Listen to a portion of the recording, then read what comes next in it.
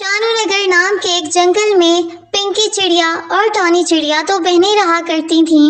ان کے ماتا پتا 6 مہینے پہلے ہی ان کو چھوڑ کر چلے جاتے ہیں۔ ان بیچاروں کا ایک دوسرے کے علاوہ اور کوئی نہیں ہوتا۔ وہ دونوں بہت غریب ہوتی ہیں اور ہمسایوں سے مانگ کر گزارا کرتی ہیں۔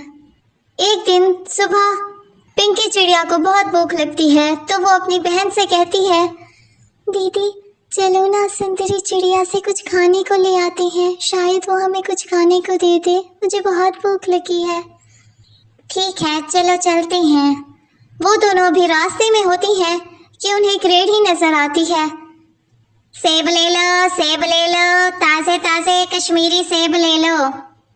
وہ دیکھتی ہیں کہ کالو کوا اپنی ریڑھی پر سیب بیچ رہا ہوتا ہے۔ دیدی مجھے بھی سیب کھانا ہے، پلیز مجھے سیب لے دو۔ ارے میں تمہیں کہاں سے سیب لے کر دوں، میرے پاس تو پیسے بھی نہیں ہیں جو میں کالو کوے کو دوں، تم تو جانتی ہو ہم بہت غریب ہیں۔ دیدی پلیز ایک بار میرے کہنے پر اس سے مفت میں سیب مانگ کر دیکھو، شاید وہ ہمیں ایک سیب ایسے ہی دے دے۔ اچھا چلو ٹھیک ہے، تم کہتی ہو تو میں اس سے مانگ کے دیکھتی ہوں۔ ٹانی چڑیا کالو کوے کے پاس جاتی ہے اور اس سے کہتی ہے، ارے کالو بھیا ایک سیب تو دینا۔ کالو کوا اس کو سیب دیتے ہوئے کہتا ہے، ہاں بہن لے لو، 10 روپے کا ایک سیب ہے، بہت ہی مزیدار ہے، میں کشمیر کے باغ سے تازہ توڑ کر لایا ہوں۔ لیکن بھائی ہمارے پاس تو پیسے نہیں ہیں، ہم بہت غریب ہیں، کیا آپ ہمیں ایک سیب مفت میں دے سکتے ہو؟ یہ کہہ کر ٹانی چڑیا واپس جانے لگتی ہے تو کالو کوے کو ان بیچاریوں پر ترس آ جاتا ہے اور وہ ان کو ایک سیب مفت میں دے دیتا ہے۔ ٹانی چڑیا اور پنکی چڑیا خوشی خوشی اپنے گھر واپس آ جاتی ہیں۔ پنکی چڑیا نے ابھی تک سیب نہیں کھایا ہوتا۔ کیا بات ہے پنکی، تم یہ سیب کھاتی کیوں نہیں؟ تمہیں تو بہت بھوک لگی تھی، پھر بھی ابھی اسے رکھ کے بیٹھی ہو۔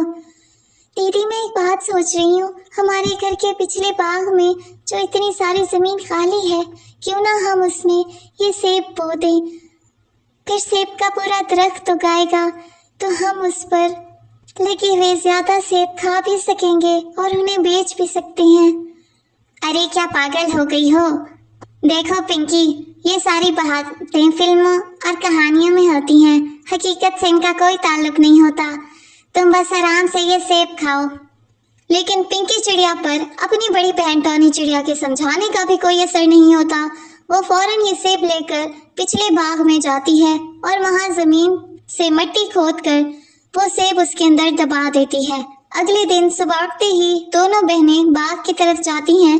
ان کی خوشی کا کوئی ٹھکانہ ہی نہیں رہتا جب وہ دیکھتی ہیں کہ جو سیب انہوں نے بویا تھا وہ اب بہت بڑا درخت بن چکا ہے اور اس پر ڈھیر سارے سیب لگے ہوئے ہیں۔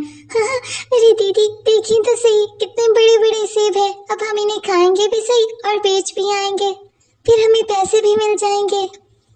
دونوں بہنیں پیٹ بھر کر سیب کھاتی ہیں اور باقی بچے ہوئے سیب مارکیٹ میں بیچنے چلی جاتی ہیں۔